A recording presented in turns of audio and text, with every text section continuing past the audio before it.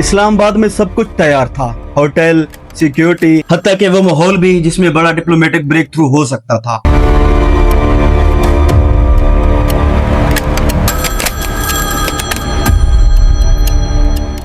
Al Jazeera کے مطابق Serena hotel کے گرد سیکیورٹی غیر معمولی حد تک بڑھا دی گئی تھی اور کم از کم 9 امریکی طیارے 3 دن میں پاکستان پہنچ چکے تھے، جو اس بات کا اشارہ تھا کہ واشنگٹن دوسرے دور کے لیے سنجیدہ تیاری کر رہا ہے۔ لیکن اسی وقت تہران سے ایک بالکل مختلف پیغام آیا، جو ابھی کوئی وفد روانہ نہیں ہوا اور دھمکیوں کے سائے میں مذاکرات نہیں ہوں گے۔ یوں جو میز بچ چکی تھی وہ خالی رہ گئی۔ سوال صرف یہ نہیں ہے کہ مذاکرات کیوں رک گئے، اصل سوال یہ ہے کہ کیا مذاکرات واقعی شروع ہونے تھے یا دونوں طرف سے اپنی شرائط منوانے کی جنگ چل رہی تھی۔ ناظرین، یہ کوئی عام فالو میٹنگ نہیں تھی۔ ریوٹرز اور اے پی کے مطابق 11 اور 12 اپریل کو اسلام آباد میں امریکہ اور ایران کے درمیان تقریباً 21 گھنٹے براہ راست بات چیت ہوئی تھی، جو کہ 1979 کے بعد بلند ترین سطح کی ملاقاتوں میں شمار کی گئی۔ امریکی وفد کی قیادت نائب صدر جے ڈی وینس کر رہے تھے، جبکہ ایران کی طرف سے پارلیمنٹ سپیکر باقر کالیباف اور وزیر خارجہ عباس عراقچی مرکزی کردار میں تھے، مگر یہ پہلا دور معاہدے کے بغیر ختم ہوا۔ اے پی کے مطابق امریکی موقف یہ تھا کہ ایران جوہری ہتھیار کی طرف جانے سے روکنے والی شرائط قبول نہیں کی، جبکہ ریوٹرز نے لکھا دونوں فریق اسٹیٹ آف ہرمز، نیوکلیئر اور ایسڈز کے مسئلے پر الگ الگ دنیا میں کھڑے نظر آئے۔ اسی لیے دوسرا دور صرف میٹنگ نہیں تھا، بلکہ پہلے ناکام دور کے بعد اعتماد بحال کرنے کا اصل امتحان تھا۔ ریوٹرز کے مطابق پہلی ملاقات میں سب سے بڑے 3 اختلافات تھے۔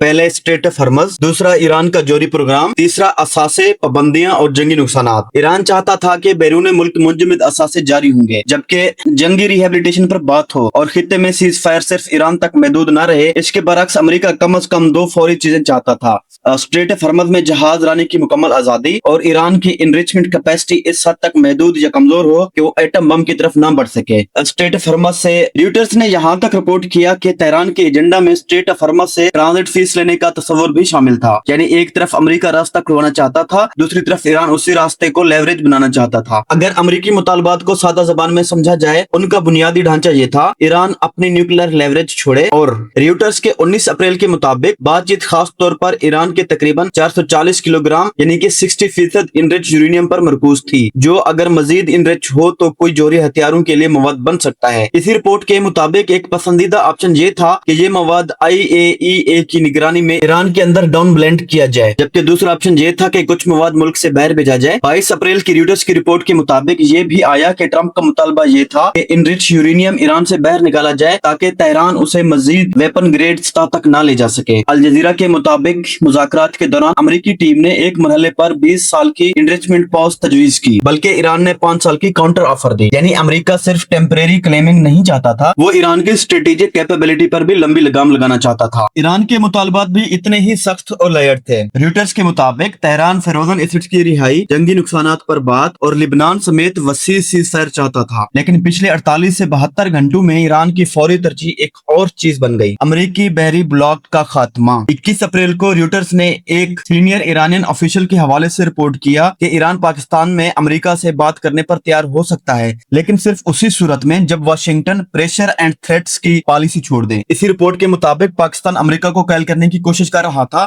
کہ وہ ایرانین فلیج کنٹینر شپ توساکا اور اس کے عملے کو چھوڑ دے، جسے امریکی بحریہ نے روکا تھا۔ ایران کے لیے یہ مسئلہ محض ایک جہاز کا نہیں تھا، بلکہ یہ اصولی سوال بن گیا تھا: کیا ہم ایسی میز پر بیٹھے جہاں سے سامنے والا فریق پہلے ہی سارے سمندری راستے دبا چکا ہو؟ ناظرین، اصل ڈیڈ بلاک ایک جملے میں اگر کہوں تو ایسے کہوں کہ امریکہ چاہتا ہے کہ ایران پہلے یونیفائیڈ پرپوزل دے۔ ایران چاہتا تھا پہلے امریکہ بلاکٹ نرم کرے۔ 22 اپریل کی ریوٹرز رپورٹ کے مطابق ٹرمپ نے جنگ بندی کو پاکستان کی درخواست پر بڑھانے کا اعلان کیا تاکہ ایران کے رہنما اور نمائندے ایک یونیفائیڈ پرپوزل لے آئیں، لیکن اسی سٹیٹمنٹ میں انہوں نے یہ بھی واضح کیا کہ یو ایس نیوی ایرانی بندرگاہوں کی بلاکٹ جاری رکھے گی۔ یہی وہ لمحہ تھا جہاں ڈپلومیسی اور کوشن ایک دوسرے سے ٹکرا گئے۔ ایران نے اسے سیز فائر ایکسٹینشن نہیں بلکہ پریشر ایکسٹینشن سمجھا، جبکہ تسنیم نے کہا کہ ایران نے کوئی سیز فائر ایکسٹینشن مانگی ہی نہیں۔ ریوٹرز کے مطابق تہران کی ابتدائی ری ایکشن سپیکٹیکل تھی، اس لیے دوسرا دور صرف سکیجول ایشو کی وجہ سے نہیں روکا، وہ کوئز ایشو کی وجہ سے رکا۔ پہلے رعایت हिदायत कौन देगा।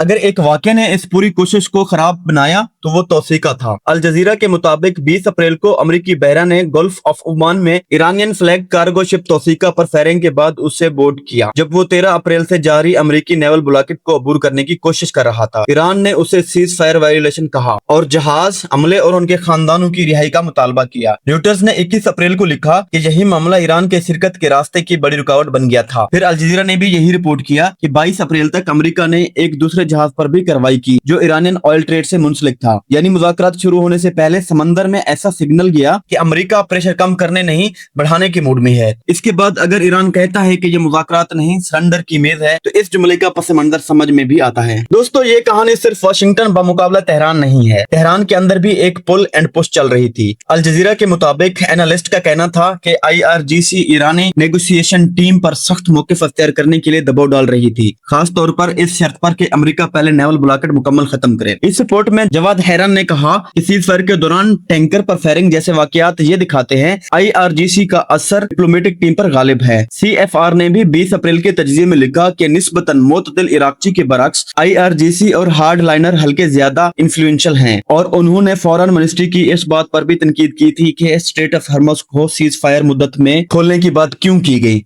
जबकि अमेरिकी ब्लॉक बरकरार है। यानी ईरान की मेज पर सिर्फ 2 चेयर नहीं थी, यहाँ एक खुफिया तीसरी कुर्सी भी थी। वो कुर्सी हार्डलैंड सिक्योरिटी एस्टेब्लिशमेंट की थी। अल जजीरा के मुताबिक पाकिस्तान की मीडिएशन को सबसे ज्यादा नुकसान सिर्फ ब्लॉकेट ने नहीं बल्कि ट्रंप की पब्लिक मैसेजिंग ने भी पहुंचाया। रिपोर्ट में कहा गया कि ट्रंप ने ट्रुथ सोशल और मीडिया गुफ्तगू में ऐसी प्रोविजंस का दावा किया जिन पर अभी फाइनल एग्रीमेंट नहीं हुआ था, खास तौर पर इनरिचमेंट यूरेनियम के हवाले से। अल जजीरा के मुताबिक कुछ अमेरिकी मीडिया रिपोर्ट्स ने यह भी कहा कि एडमिनिस्ट्रेशन के अंदर बाज लोग निजी तौर पर मान रहे थे कि ये बयान सफारती कोशिशों के लिए नुकसानदेह थे क्योंकि ईरान पहले ही वाशिंगटन पर एतमाद कम रखता है। CFR ने 20 अप्रैल को ट्रंप की एक स्टेटमेंट की तरफ इशारा किया जिसमें उन्होंने कहा अगर ईरान ने डील ना ली तो America every single power plant और एवरी सिंगल ब्रिज तक तबाह कर देगा।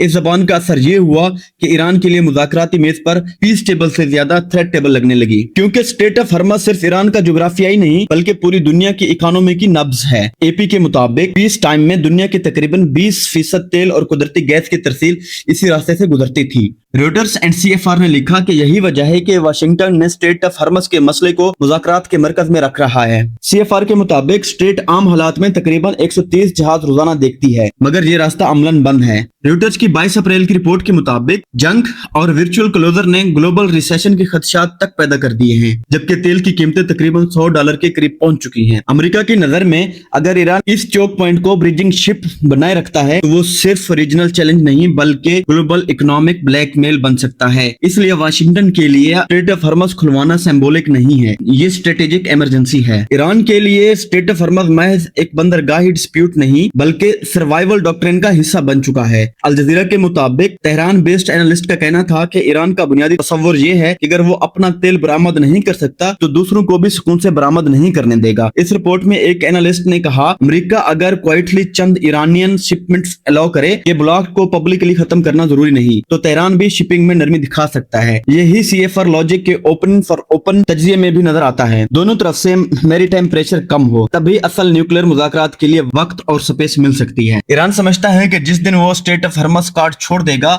उसकी सबसे बड़ी फौरी लेवरेज खत्म हो जाएगी। इसलिए तेहरान के लिए सवाल ये है कि हॉर्मुज़ खोलना है या नहीं, सवाल ये है कि किस कीमत पर खोलना है। 22 अप्रैल ने साबित कर दिया कि दूसरे दौर के रुकने की वजह सिर्फ बयानात नहीं जमीनी एस्केलेशन भी थी। AP के मुताबिक ईरान की रेवोल्यूशनरी गार्ड ने सुबह एक कंटेनर शिप पर फायरिंग की और कुछ देर बाद दूसरे जहाज पर भी फायरिंग हुई मगर उसको नुकसान नहीं पहुंचा। AP ने वाज़ेह लिखा कि यह हमला उन सफारती कोशिशों को मजीद पेचीदा कर गया जो अमेरिका और ईरान को पाकिस्तान में दोबारा मेज पर लाने के लिए जारी थी। इसी रिपोर्ट के मुताबिक ये कार्रवाई उस वक्त हुई जब ट्रंप ईरान को यूनिफाइड प्रपोजल के लिए वक्त दे रहे थे। AP ने यह भी लिखा कि ब्रेंट कॉर्ड तकरीबन $98 फी बैरल तक पहुंच गया है जो जंग शुरू होने के बाद 30% से ज्यादा इजाफा था। यानी बातचीत की खिड़की जितनी खुलती दिखाई देती थी थी, समंदर से उतनी ही तेजी से धुआं उठने लगता था। वो डैमेज हुआ। यहाँ बारीक फर्क समझना जरूरी है। ईरान ने बाज़ाब्ता तौर पर यह नहीं कहा कि मुज़ाकरात हमेशा के लिए खत्म है, मगर उसने वादे तौर पर यह कहा है कि अभी ऐसी कोई वापसी नहीं होगी जिसे सरेंडर की शक्ल दी जाए। रॉयटर्स ने 21 अप्रैल को सीनियर ईरानियन ऑफिशियल के हवाले से ये बात लिखी कि अगर अमेरिका प्रेशर एंड थ्रेट छोड़ दे, पाकिस्तान में टॉक मुमकिन है, लेकिन ईरान ऐसी नेगोशिएशन नहीं करेगा जो सरेंडर लगे। अल जज़ीरा के मुताबिक ईरानी सफीर रजा अमीरी मकदम ने भी एक्स पर कहा कि एक बड़ी तहजीब थ्रेट और फोर्स के तहत नेगोशिएट नहीं करती। इस रिपोर्ट में ईरानी स्पीकर ने ट्रंप पर इल्जाम लगाया कि वो नेगोशिएशन की टेबल को